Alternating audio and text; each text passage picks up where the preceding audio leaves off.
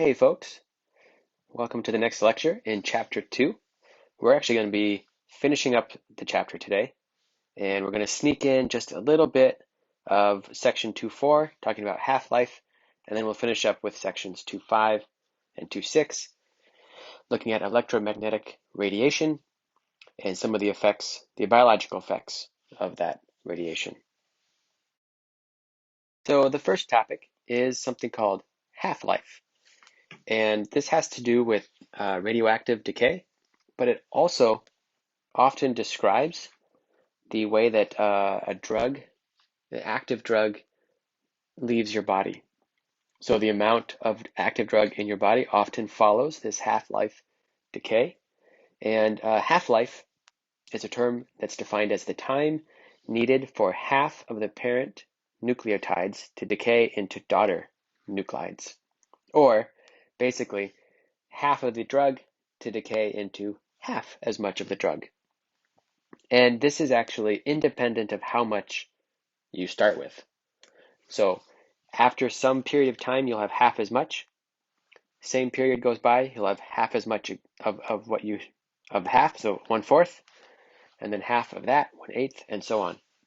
And it looks like this nice exponential decay that you can see here, right? And so if you have an initial amount of whatever, the drug,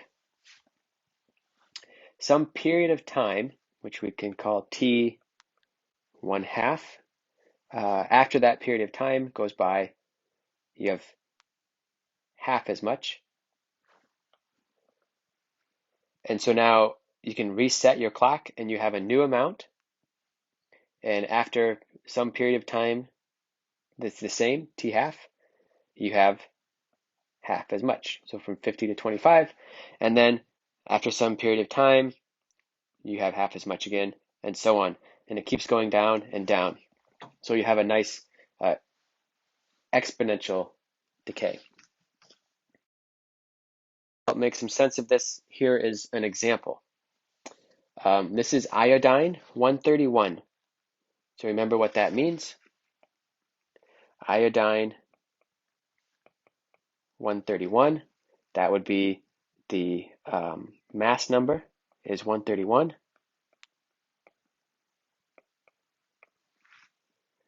And just as a quick review, right, it's iodine, so it has 53 protons.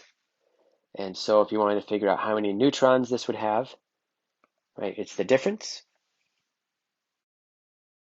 And so that would be 78. But the point here is that this is a radioactive isotope, right? And so it would decay into something else at a rate of half-life of 8 days. So what that means is if you had 100 grams today, after 8 days, you would have 50 grams. Half of it would be gone, half remains. Another 8 days, so 16 from the start, you'd have half again, so now you have 25 grams. Another 8 days, so 24. You would have another half again, so you'd have 12.5. Right? After another 8 days,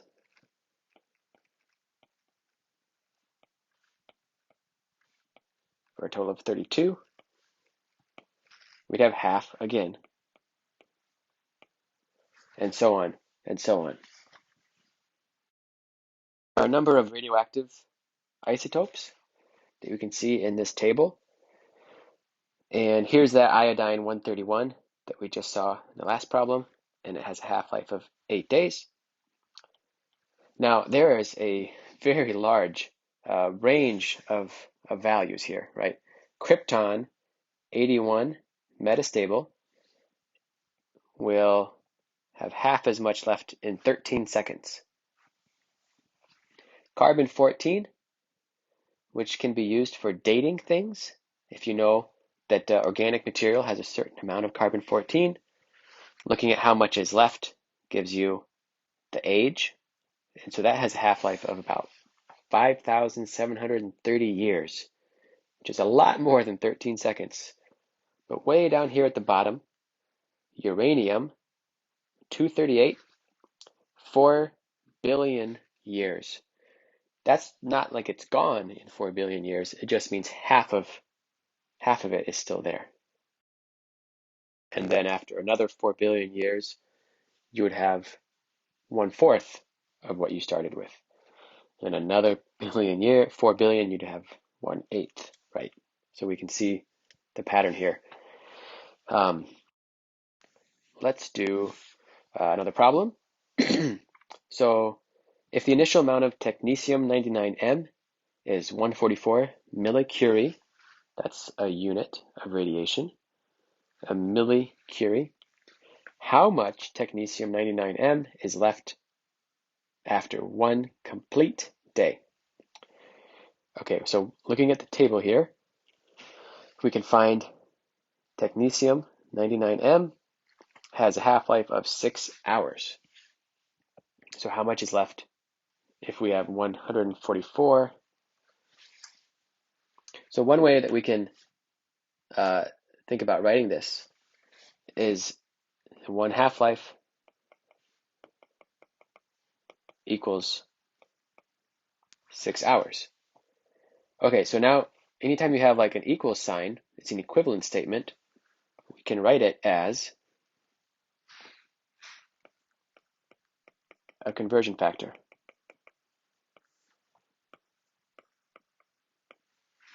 Or 6 hours per one half-life. So this is using dimensional analysis, right, to help us solve any sort of calculation problem. So how much is left after one day? Well, we need to know how many half-lives have passed. And if we want to, we can set this up with dimensional analysis, right? So one day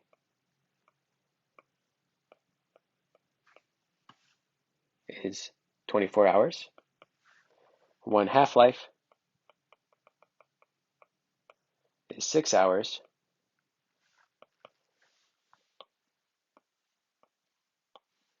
And we can say 4 half-lives,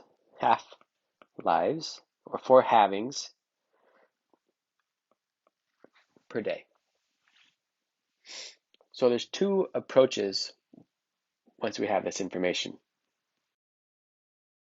So how many halvings or half-lives are happening? So let's look on the right side first.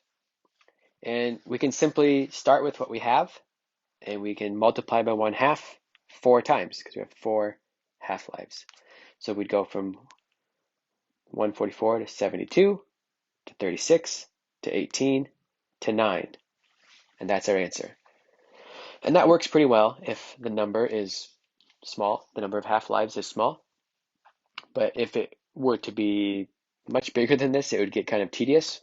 And we can actually have an alternative approach over here on the left, where we essentially look at how many half-lives, how many times do we multiply by 1/2?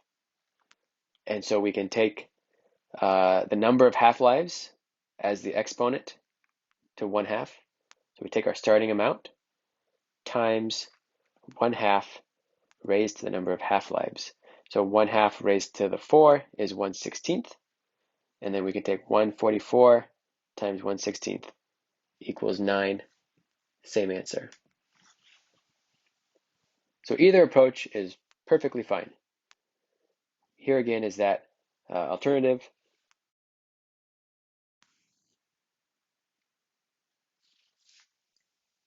Okay, let's do a couple more problems. So cerium-141 has a half-life of 32.5 days. Let's say we have a 10-gram sample. How many grams remain after 3 half-lives, and how many days must pass? So go ahead and attempt this on your own.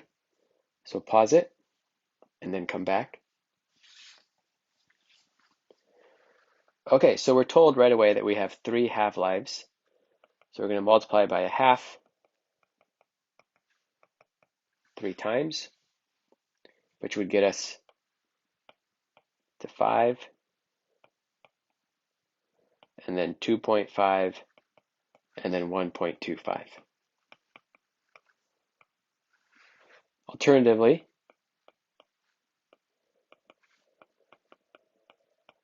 we could go like this, which is 10 grams times 1/8, or 10 divided by 8, which is the same answer, right?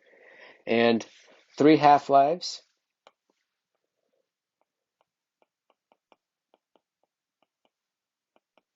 and we can think of this as a conversion factor, 32.5 days per half-life equals how many days? Half-lives cancels. We get 97.5 days.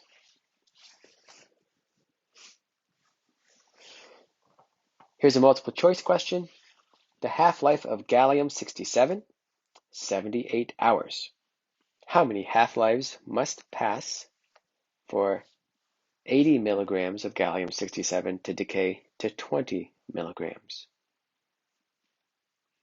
So go ahead and pause. And if you said 2, that is correct, right? Because it would go from 80. After 1 half-life, we would have 40. And after 2, we'd have 20. The actual half-life of 78 hours does not appear in the work of this question. It's just extra information. Okay, so that's it for half-life and section 2.4. In the next part, we will look at section 2.5, electromagnetic radiation.